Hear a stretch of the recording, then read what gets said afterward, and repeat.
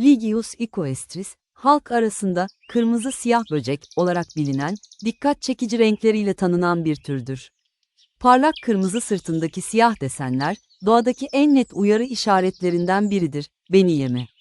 Çünkü bu böcek, zehirli bitkilerle beslenerek vücudunda savunma kimyasalları biriktirir.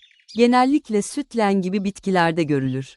Zararsız olmasına rağmen, renkleri sayesinde yırtıcıları kendinden uzak tutar. 1 santimetreyi geçmeyen boyutuyla küçük ama etkili bir savunma ustasıdır. Türkiye'de de doğal olarak görülür ve biyolojik çeşitliliğin önemli bir parçasıdır.